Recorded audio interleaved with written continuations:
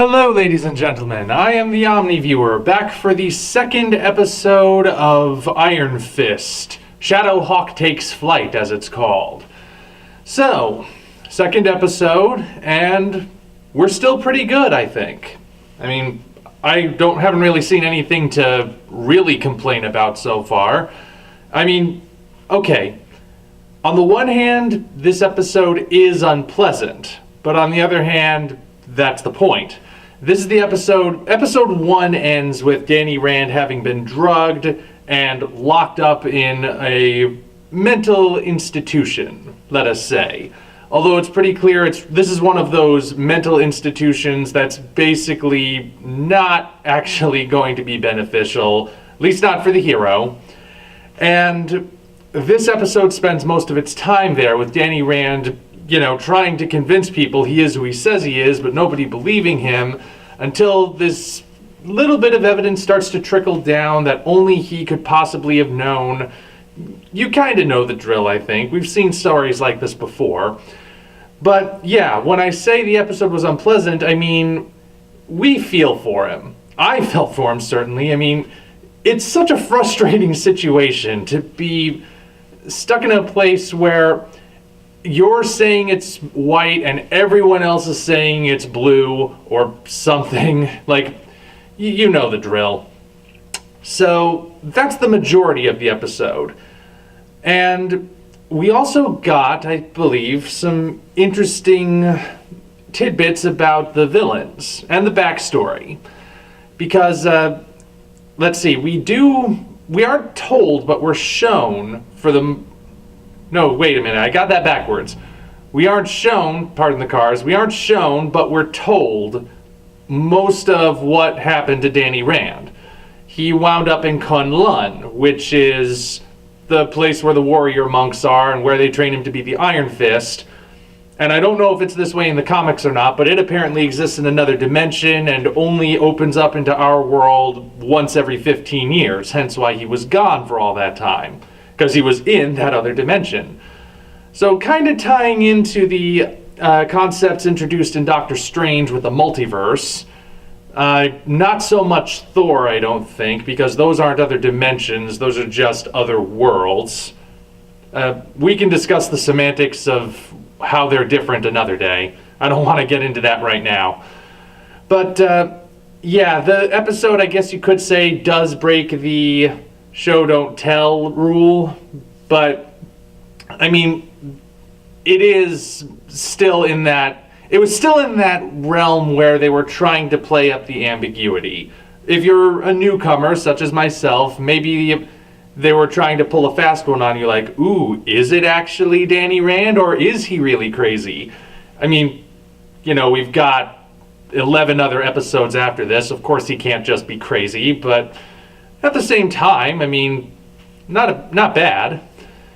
And we now know that his job as being the Iron Fist is to fight the Hand.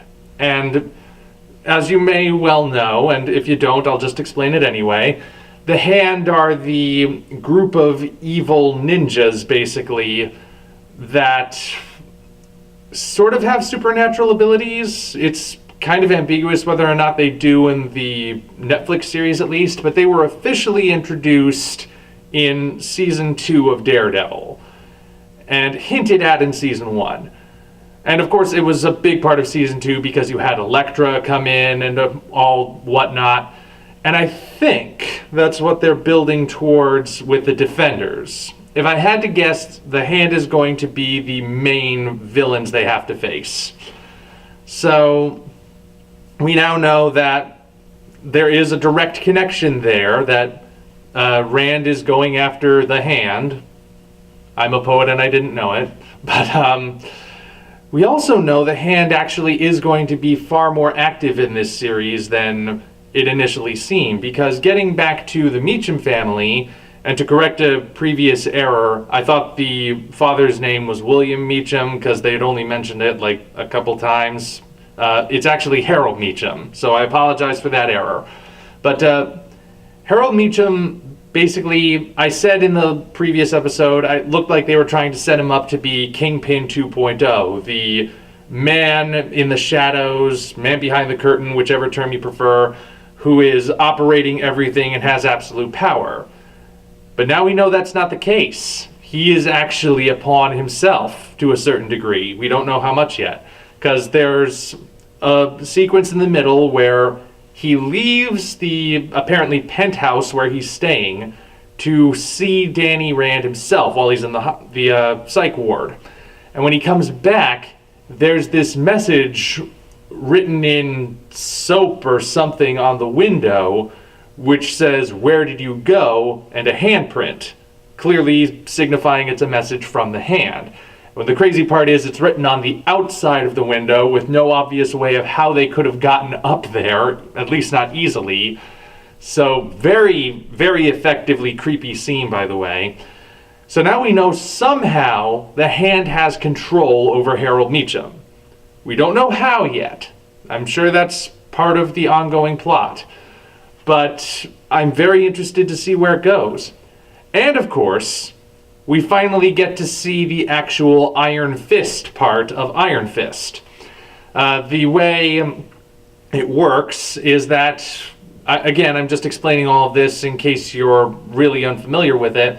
He channels his chi, which is like the energy that flows through him, channels it all into his right hand. And with that, he can basically punch through anything. And it's not until the very end that we actually get to see him use it, because throughout the rest of it, he's being hopped up on drugs. The not recreational kind, the medical kind, because everyone thinks he's crazy. But it's also interesting, the way he gets out of it actually does make sense. He said, while he was explaining his training at Kunlun, that he got beat up a lot while he was training to be a martial arts master, but the more he got hit, the more focused he became. And towards the end, Ward Meacham tries, against his father's wishes, to have him moved to somewhere safe, tries to have him killed by a bunch of the crazier guys in the psych place. And as they're beating him up, you can see with each blow, he's getting more and more focused. And I'm like, oh, okay, yeah, I guess this makes sense. I mean, I say that as if I'm not entirely sure, but while I was watching it, I thought, yeah, perfect sense. Whether or not it was a little too contrived, I don't know, maybe a little, but not so much that's bothering me. And so he beats up the other guys, and he finally breaks out of the place by summoning the Iron Fist and basically punching an industrial strength door straight out of the wall, which that's what they spent the money on in that episode, I'm sure. So, yeah, it took 2 episodes to actually get to the superhuman part of this superhero show, but, you know, sometimes it's slow pacing. I think it was a good way to build up to it. And we also, interestingly, we got a hint of the Iron Fist costume. Because the priests at Kunlun, and when we see flashbacks to Danny at Kunlun, he's wearing this as well, they have robes that look like your Buddhist monk garb, but they are green and yellow. The specific kind of green and yellow that we normally see in the Iron Fist costume. And I think that's an interesting way to introduce where the color scheme comes from. Now we wait and see if the costume itself shows up. Because I don't necessarily know if it will. That sounds weird because it's a superhero show. But I mean, like, with the Netflix series, Luke Cage and Jessica Jones really don't have superhero costumes in the traditional sense. They just wear their street clothes. Luke Cage, the closest he comes is to have a hoodie with a hint of yellow inside the hood. Daredevil obviously has a costume, but he didn't actually get the proper Daredevil costume until the end of the first season. And a lot of people have said it looks bad, like it's the worst costume of the whole MCU, and what an unfortunate coincidence it is that the blind guy gets the worst costume. Then again, though, I mean, they are the street-level superheroes who don't have Tony Stark money, so, yeah, of course it's not gonna look fancy, but neither here nor there. So, I'm not sure whether or not we'll get the Iron Fist costume, but certainly if it does show up, we probably are going to go the Daredevil route of not getting it till the very end. But I also just don't know where it would come from, because, I mean, like they said, Kunlun's in a completely different dimension most of the time, so he's not getting it from there, and he certainly can't access it from where he is. He could make it himself, I suppose, but yeah, I'm not gonna get my hopes up for them bringing in the costume. It'd be great if they did, but I mean, Jessica Jones didn't turn the Purple Man purple, so anything can happen at this point. But anyway, yeah, 2 episodes in, I still don't know what all the negativity is about. The show remains good. I mean, it's not blowing me away yet, I realize that, but I'm still watching it. I'm still enjoying watching it. I'm actually surprised to say thus far it's the least brutal or the least mature of the Netflix series. And I don't mean that in terms of like it's suddenly like a little kid's show. I mean least mature in that they're all rated TVMA, mature audiences. And usually they earn it. Daredevil, really brutal fight scenes. There's blood dripping everywhere. Jessica Jones had themes about rape, which even if you don't necessarily go full literal with them, it's still there and it still feels really uncomfortable. And Luke Cage had a lot of racial epithets being thrown around in addition to the violence, which could be pretty darn brutal. Not quite Daredevil brutal. But this so far, it's Iron Fist is pretty tame in that regard. There hasn't been any real blood. There's only been a little bit of language, and nothing sexual yet, certainly. So, unless you have a thing for bare feet, because Danny Rand's been walking around with no shoes on. But, yeah, so far, the closest the Netflix series have come to feeling like the movies in terms of tone and in terms of what they're actually portraying in terms of content. I don't know if that'll stick around. They might be saving up some really nasty stuff in the episodes to come. We will see.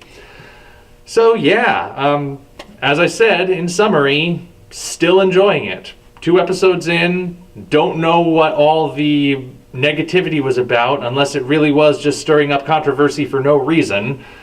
We will see what happens in episode 3. I look forward to once again rambling at you then, and I hope you look forward to hearing it. Till such time as we meet again, this is the OmniViewer signing off.